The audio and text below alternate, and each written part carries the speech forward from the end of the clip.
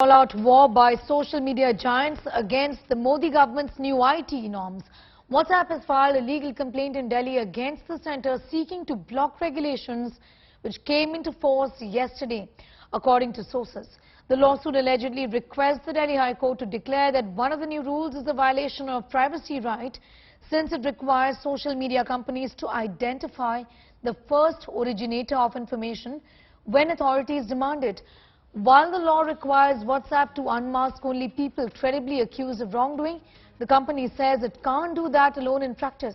The reason being given is that messages are end-to-end encrypted. To comply with the law, WhatsApp says it would have had to break encryption for receivers then, as well as originators of messages, and that would end up violating privacy.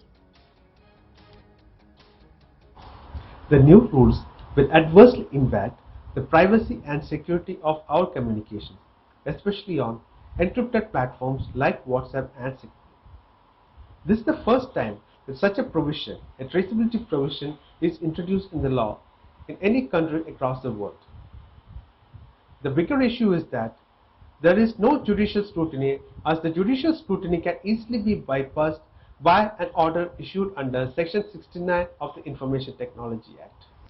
There are concerns that WhatsApp has raised, and it has already approached the Delhi court, saying that we must look into this diktat, it says, from the government, because it's going to be, at the end of the day, violative of the privacy policy of WhatsApp. The parent company, of course, is Facebook.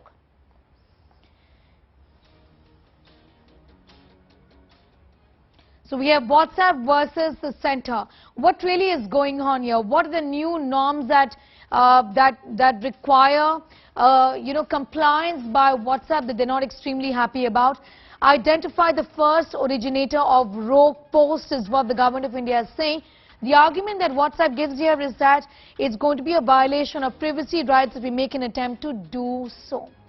Apart from that, unmasked people credibly accused of wrongdoing is what the government of India is saying. So you must, in fact, tell us who are these people. WhatsApp says can't do it as it would break encryption. Remember, the WhatsApp messages are encrypted, and this is what WhatsApp is saying, that to do this, we have to break that encryption, and that's going to be violative of privacy laws, essentially, is what the argument of WhatsApp is.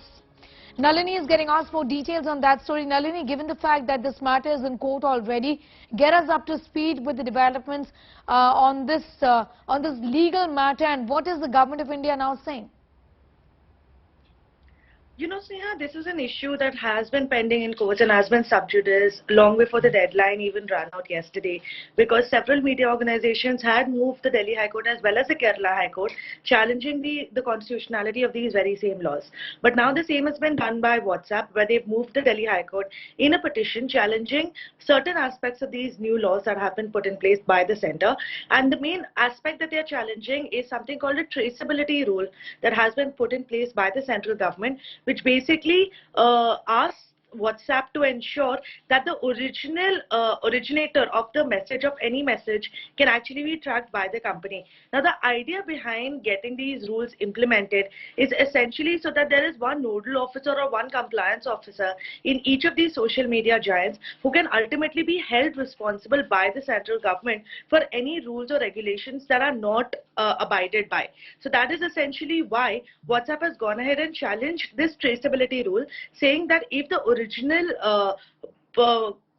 creator of the message is tracked, then that would require WhatsApp to stop its end-to-end encryption, because of which currently they're not able to see the messages of the people.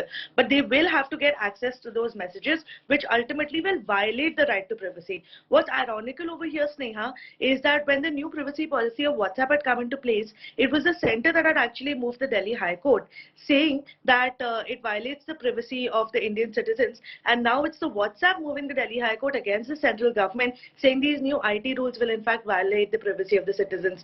So the question still remains is that who's actually worried about the privacy of citizens and who's going to be the protector of it? Will it come down to courts to do that? Is only something we'll see once the matter comes up for hearing. It's definitely not going to come up for hearing today because the High Court is on vacation. But tomorrow, if an urgent mentioning is made, then the Delhi High Court might list the matter sometime this week for hearing on further aspects. Interesting there. Nalini telling us now that the tables have turned, but it remains to be seen that who at the end of the day is concerned about the privacy of individuals. First it appeared the Government of India is, now it appears that the Government of India is not. Nalini, thanks for getting us those details.